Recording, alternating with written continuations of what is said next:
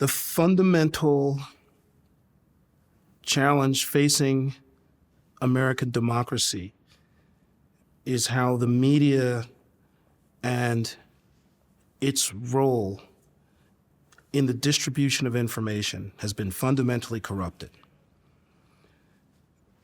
You used to have to give an oath, like a doctor has to give an oath that they will do their best to save your life. And there was an oath as a journalist that said you're going to do your best to pursue the truth, objective. And not like unlike many other countries, the industry of information and truth gathering somehow became politicized, where it was okay to be subjective. And now in this country, we've got two different communications ecosystems based on political perspective and agenda.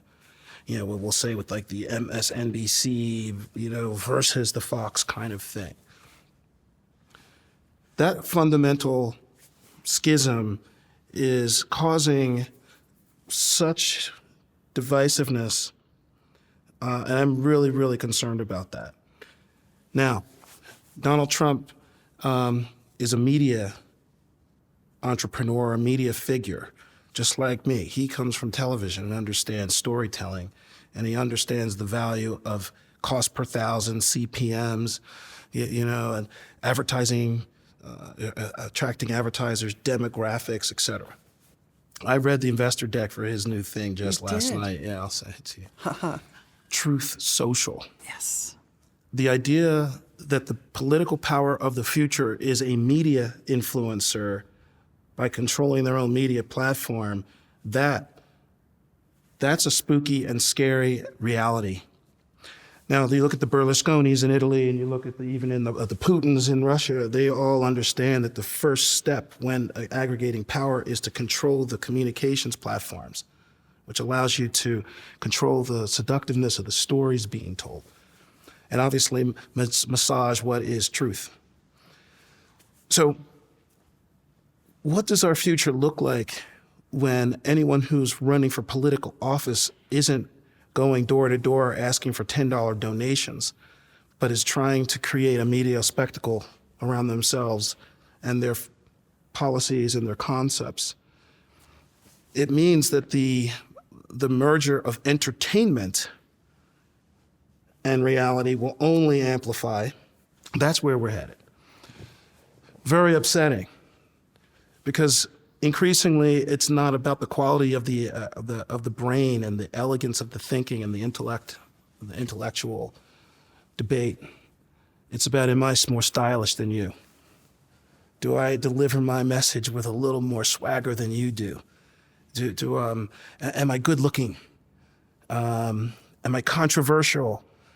It has almost nothing to do with, are my ideas fundamentally going to help transform the society for the better? And I feel that we in the innovation business and in this business of distributed knowledge and in the realm of blockchain, we have to be thinking about some of these broader societal challenges and how we as entrepreneurs can develop ideas that are both profitable and purposeful, positive and purposeful.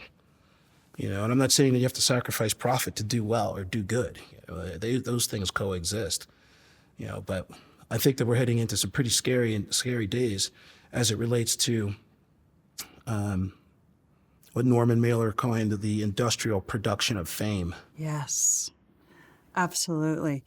It reminds me of what the guy I think is the greatest philosopher of our time now, a fellow called Daniel Schmachtenberger. Don't know if you know him, but he's got a marvelous series of videos, one on YouTube called The War on Sense Making. And he talks about basically the hygiene of the information ecology, that our hygiene of the information ecology has become weakened.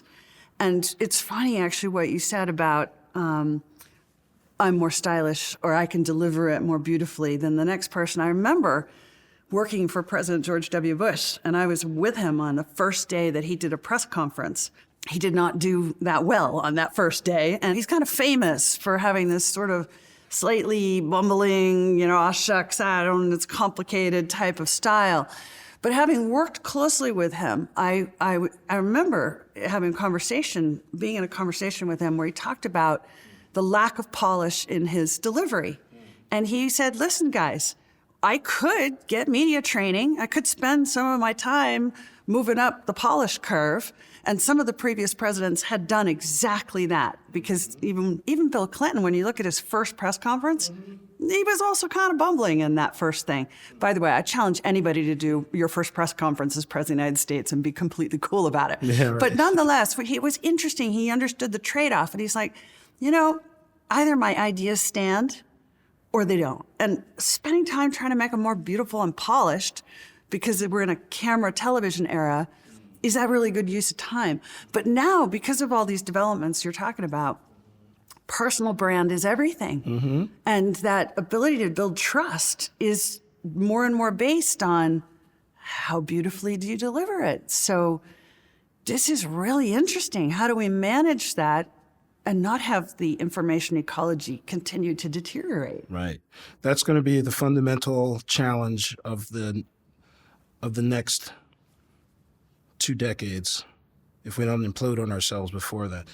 I think that it starts with the youth. I was emboldened and I felt encouraged to see the political science has grown as a major, a declared major. International affairs and political science are more popular than they were a few years ago. Journalism school applications actually were up, which startled me. I was like, what?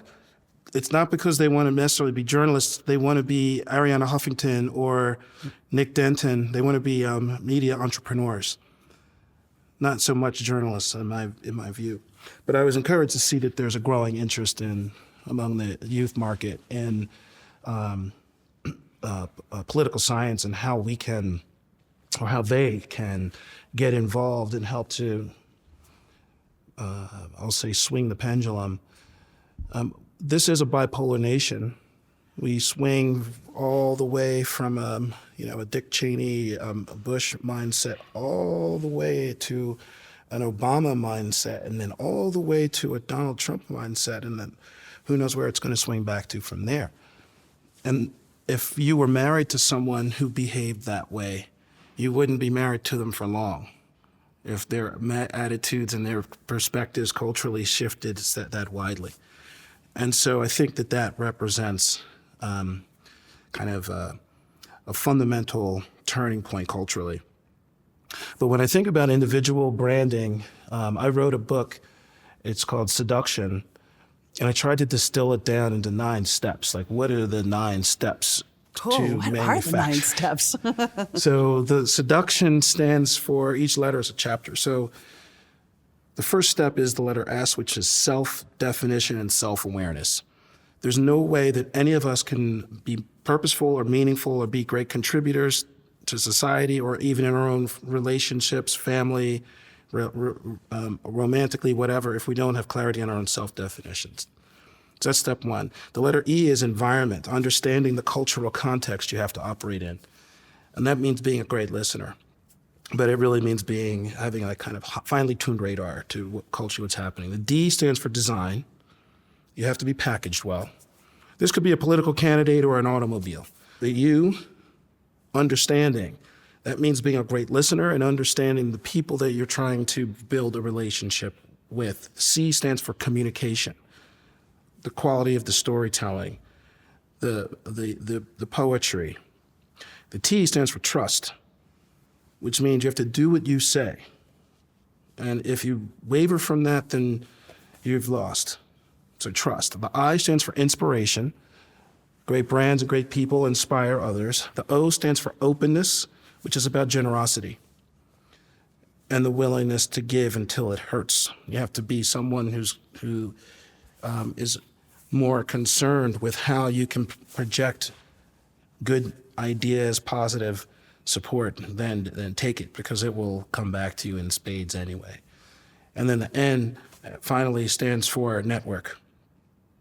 which is you can have all these great qualities and characteristics, but if no one knows about it, then you're just screaming out in the middle of a desert somewhere.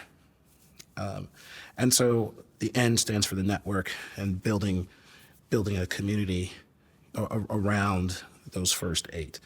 And so that has worked out to be like a mathematical equation. If you follow those 9 steps and understand them really well and put real thought into each one, it works out like math. It just is a formula that works.